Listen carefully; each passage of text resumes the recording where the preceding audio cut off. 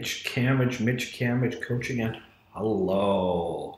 I love each and every one of you. Welcome back. Today we're talking about strategic plan. Kind of scary. Anybody who's in a medium or large or enterprise level business, strategic plans are a day of life, a daily part of your life. Small business though, strategic plans are kind of scary, and it's often something that you associate or think of when you have to make a business plan if you're going to start a business or get financing. Now, the simple thing about a strategic plan, here's all the ideas you need to know real quick. A strategic plan is a document that helps you build the measurements that show you where you are on your path to success, okay? So the key things about a strategic plan is what goes into your strategic plan, okay? How to record and decide on information, and how to use it to measure what's going to happen, okay? Takeaway by the time you're done here with us, about 10 minutes of your time, you're going to be able to build a strategic plan, a real simple one, put some figures in there for yourself, of course, and then figure out how to measure yourself going forward. Sound good? Strategic plans are actually very, very simple. It is very much like a roadmap, so that when I leave my home and drive to another city or place or business, but I don't know how to get there, I'll look at a map ahead of time. And I can look at the roads, the streets, the avenues, the major landmarks to figure out where I am in comparison to where I need to go, how far I've gone, and how much further I can go. And anybody knows this if they've taken a long road trip, because you have to plan for what? Fuel stops, pit breaks, right? In other words, I have to go to the bathroom, right? I need to get something to drink. I need to eat. If I've driven long enough, I need to stop and rest or sleep, okay? A strategic plan is that roadmap for the long distance drive that your business is going to take, so you know where you are, when you have to refuel, and of course, when you need to rest and what you need to do next to keep going the way you're going. And also so you don't get off track, okay? Strategic plans are really simple. There's just a few things that we need to put down there. You need a piece of paper, okay? And you need to write a $sign in the top left corner, okay? And then in the top right corner, you need to write a little E and an X and a P for expenses. Sound good? Okay. About the middle of the page on the left side, you just need to put two P's, PP. And no, not roadside bathroom break. I want you to put PP. That stands for people, okay? Over in the middle right side of the page, with me so far? Facilities. Okay? And lastly, at the bottom of the page, a little bit of room, give yourself a couple inches. I want you to write cash. These are the 5 things that your strategic plan should be able to measure, okay? In the top, where there's the $sign, that's revenue. How much revenue is my business going to make this year? You need as imaginative or, well, as conservative as you want, but I want you to put a dollar figure right now. I want you to think of what your business is doing right now. It's, and if you only have a month or 2 months or 3 months, that's fine. But I want you to take that month or 2 months or 3 months, and I want you to think about an entire year and write a dollar figure down for an entire year, okay? I want you to think about how much it costs for your business to run, expenses. In other words, what it takes for the business to run every day. And I want you to take the same period where you took your revenue goal. So in the example, let's say you've got 3 months and you made $10,000. So in revenue, for an entire year, for 12 months, I would take that $10,000, multiply by 4, so I would put $40,000, for example.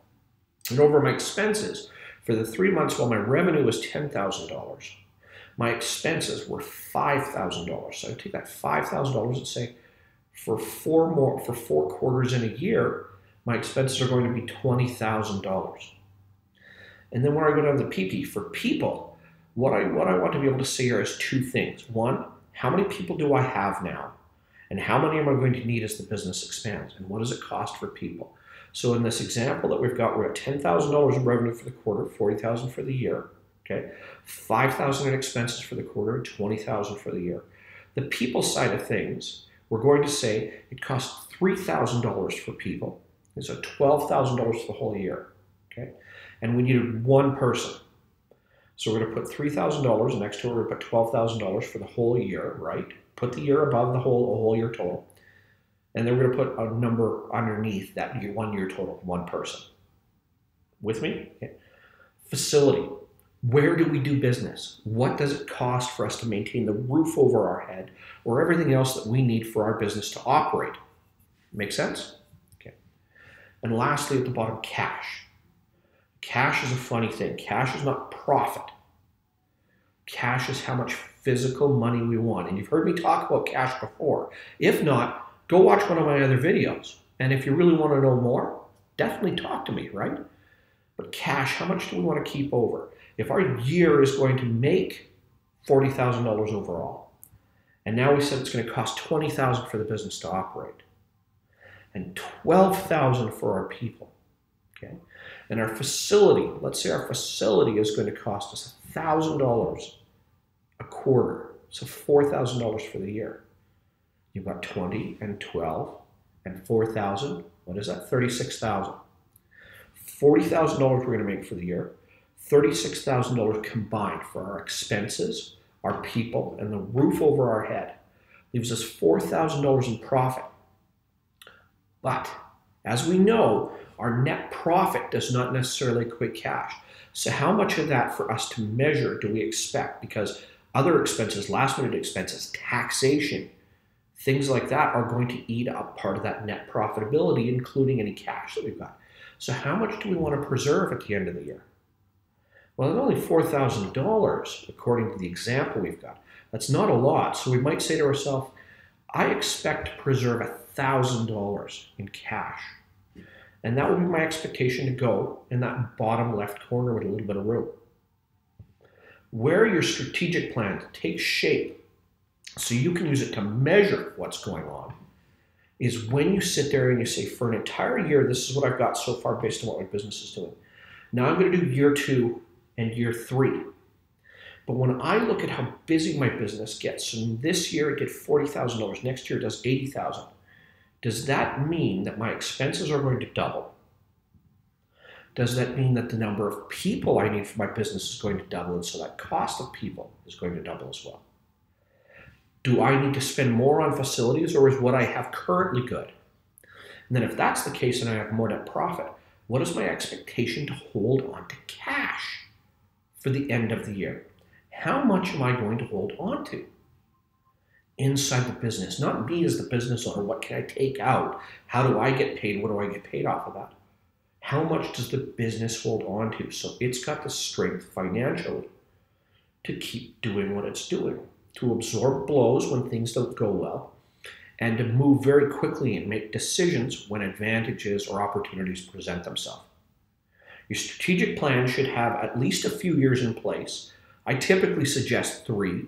You can go as many as 5, but past 3, it's kind of guessing at that point.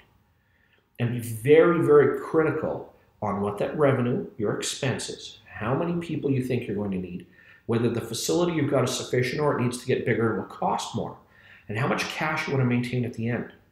Once you can do that, you've given yourself 5 simple measures to show yourself month to month, quarter to quarter, and over an entire year, whether your business is accurate or not. So when you go back, when you watch and when you measure, and when you get to the end of your year, you can look and see how accurate was I based on what happened in my business. Now, what do I need to do to change that? Remember, we talked about what it was you're going to measure, how you're going to measure it, and how you're going to apply it. That's where we get to the end of a year, an end of a period, to be able to look at the work we've done, say definitively whether it was a success or not, and what we need to change on the way we measure that going forward.